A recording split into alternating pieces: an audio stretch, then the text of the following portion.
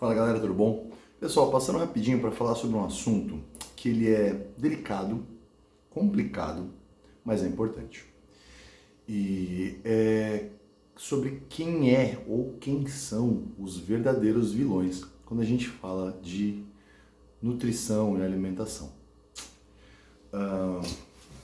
Quando a gente pensa na relação de comida, a gente fala principalmente em como isso impacta o nosso metabolismo e acaba causando doenças ou síndromes metabólicas. As síndromes ou as doenças metabólicas são tudo aquilo que afeta a maneira como o nosso organismo lida com energia e armazenamento de energia. Tá? Então a gente está falando de obesidade, diabetes tipo 2, hipertensão, dislipidemia, triglicérides altos, HDL muito baixo. Tá? Esses tipos de males que acabam vindo da nossa relação com o alimento. Tá? E durante muito tempo a gente tem estudado o impacto de gorduras e açúcares nessas doenças e na saúde em geral. Tá? Tanto juntos, combinados, quanto separados. E tem-se, com o passar dos anos, usado como, vou chamar de via de regra, apesar de não ser uma regra, tentar diminuir o consumo de açúcar no cafezinho, por exemplo, ou a adição de açúcar nos alimentos. Tentar diminuir o consumo de manteiga e o consumo da gordura do leite integral, passando para versões menos gordurosas, como semi-desnatado ou desnatado. E galera, sem hipocrisia, tá? Eu também peço sempre que possível para retirar o açúcar adicionado das coisas. Muitas vezes eu faço escolhas por leites com menos gordura, tá? E isso porque essas são escolhas mais fáceis de realizar no cotidiano. Mas o que os estudos têm mostrado pra gente é que o impacto do açúcar no teu cafezinho, ele é muito pequeno na questão da saúde isoladamente. Mesma coisa com o consumo do leite integral, tá? Que num cenário em que o único fator é o leite, ele é muito pouco relevante, tá? Para a tua saúde, a menos que você tenha algum problema com leite. E o que a gente tem visto é que tem um carinha que a gente poderia chamar de Thanos, mas eu vou chamar de ultraprocessados. E eu vou chamar de ultraprocessados porque foi um pesquisador brasileiro muito foda que desenvolveu as pesquisas que definiram o que é ultraprocessado. E ele é hoje a maior referência do mundo quando se trata desse tipo de alimento e por isso a gente vai chamar de ultraprocessado esse cara. E os ultraprocessados são alimentos ou produtos alimentares feitos com base num alimento que eles são 2 vezes processados. Então eu pego o milho, processo e tiro amido. Pego o amido, processo e adiciono um monte de outras coisas nele. Acidulante, emulsificante, conservante, saborizantes e o que quer que seja para transformar ele numa outra coisa e que o produto final tem muito pouco ou nada de milho. Tá? Às vezes o cheiro, às vezes nem isso. E aí, esses carinhas, eles têm uma engenharia maligna. Por quê? Eu coloco um monte de açúcares adulterados e de gorduras adulteradas para tornar esse produto extremamente palatável e extremamente atrativo para o paladar de qualquer pessoa. E eu tenho um hackzinho no cérebro com ele, que é o seguinte: quando a gente está comendo alimentos normais, a gente está comendo, mastigando, e esse processo de mastigação e de pré-digestão mandam mensagens para o cérebro até que uma hora ele diz: ok, fizemos isso bastante, já estamos satisfeitos. Esses ultraprocessados não. Eles atrasam essa mensagem. E aí você consegue consumir uma quantidade absurda de calorias antes do teu cérebro entender que você já deveria parar. Por exemplo, já pensaram na dificuldade que é abrir uma caixa de bis e comer um bis? Ou abrir um pacote de amendoim japonês e comer 2 ou 3 amendoins? Não. Você vai comer o pacote inteiro e nem importa se você gosta de amendoim. Você vai acabar comendo. Mesma coisa é o bis, você pode nem achar grande coisa, mas se você comer um, você vai comer o pacote inteiro.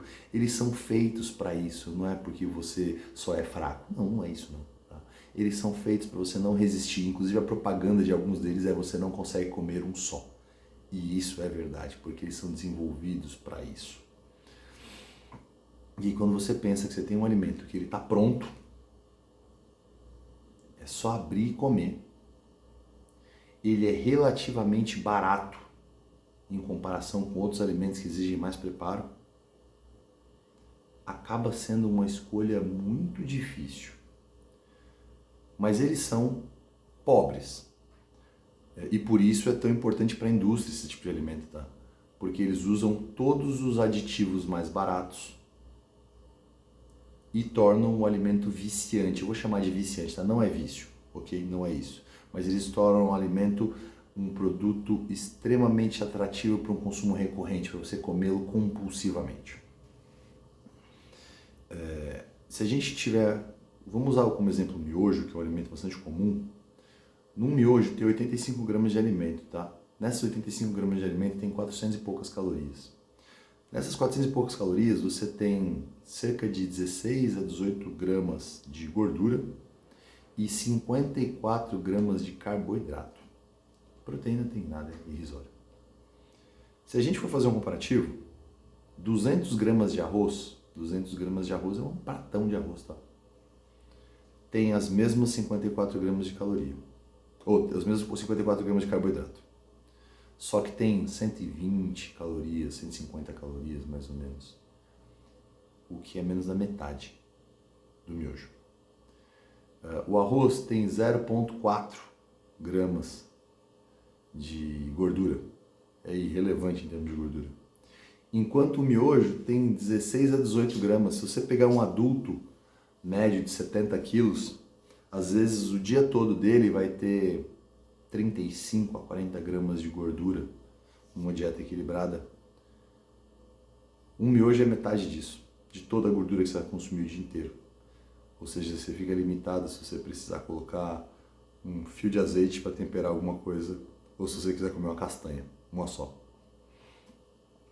Então a gente pega um alimento que é nutricionalmente muito pobre. O miojo, ele não tem nada do produto natural, ele não tem nada do alimento, tá? Ele é uma massa feita de gordura, açúcar e conservante que usam produtos químicos para manter a forma dele, ele não dissolver na água e virar uma meleca. E aí ele tem um sachêzinho cheio de sódio e saborizantes que é para tornar o sabor dele mais marcante e muito mais calórico. E depois a gente tem a ideia brilhante de pegar isso e jogar na pipoca. Pois é. Então, galera, o que a gente entende? Esses produtos, eles causam um impacto imensamente maior na saúde.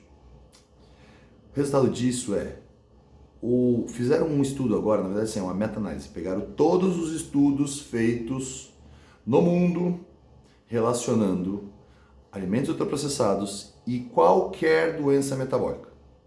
Tá? Desses, 104 estudos foram considerados robustos e sólidos o suficiente para entrar nessa pesquisa.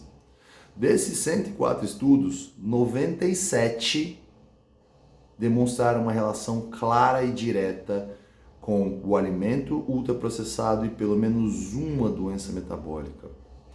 Galera, isso daqui não é só importante, isso aqui é urgente, isso aqui é acachapante, isso aqui muda a forma como a gente olha para o supermercado.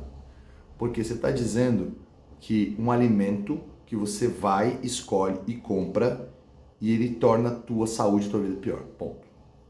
Hoje no Brasil, 24% de tudo que a gente se alimenta é ultraprocessado. O que é um monte de coisa, tá escrito? Está dizendo que 25%, 24% do que você compra, um quarto de tudo que a gente se alimenta é ultraprocessado. E aqui não é o pior lugar não, tá galera? O Reino Unido, por exemplo, mais de 50% do que se alimenta é ultraprocessado. Então tem lugar muito pior que a gente nesse sentido. Claro, nem todo ultraprocessado é tão prejudicial. Se a gente pegar, por exemplo, o whey protein, ele é ultraprocessado, mas ele tem uma quantidade de gordura e de açúcar muito pequena, às vezes até não tem, tá? E acaba tendo um impacto na saúde muito pequeno. Outras coisas como, por exemplo, o iogurte. O iogurte é um ultraprocessado. O iogurte de morango tem até tem cheiro de morango, sabor de morango, mas não tem morango. Não tem morango na composição. Mas ele tem ali gorduras boas do leite, ele tem proteínas do leite, ele tem coisas que são interessantes também. Tá? Então nem todo ultraprocessado é vilão, mas os ultraprocessados todos trazem uma bandeira vermelha para a gente olhar. E aí o que se entende hoje é que se o nosso consumo de produtos processados fosse substancialmente menor, e aí eu não estou nem falando de zero, mas abaixo de 10%, o açúcar do teu café ou o leite integral que você prefere, eles fariam absolutamente nenhuma diferença na tua saúde, na tua longevidade, a menos que você tivesse algum outro problema que precisasse relacionar com isso. Tanto que açúcar no café, cozinhar com manteiga e tomar leite já estavam aí muito tempo antes dos ultraprocessados e ninguém morria disso. Tá? O incremento dos ultraprocessados na nossa dieta é que tornou tudo muito mais difícil. Pessoal, eu não quero com isso aqui demonizar nada. O que eu quero é que a gente comece a olhar para o lugar certo. Muitas vezes eu estou preocupado com o sofrimento do cafezinho, mas eu vou no supermercado e compro um pacote de bolacha. E mais do que isso, a gente tem um problema crônico que é o que a gente está entregando para quem a gente ama. Eu dei o exemplo do miojo. Para um adulto, ele é 50% da gordura. E o que acontece numa criança? Você tem ideia de quantas crianças comem miojo? Quantas vezes você fez miojo para os teus filhos, netos, sobrinhos? Isso deveria ser muito mais policiado pela indústria, porque a indústria é responsável pelo que coloca na prateleira. A gente é responsável pela escolha, pela compra. Mas quando tudo está lá, é ruim, você vai acabar escolhendo alguma coisa ruim. O problema é que a indústria não vai ser regulada por isso, tá? Porque eles estão ganhando muito nisso, eles estão elegendo um monte de políticos para manter essa escala. Agora, cabe a nós mudar a escolha e começar a olhar para os alimentos de uma outra forma, ok? Pessoal, eu acho que era isso. Se vocês tiverem dúvidas sobre algum tipo de alimento, dá um grito, fala aí, vamos trocar essa ideia. Beijo para vocês, até mais.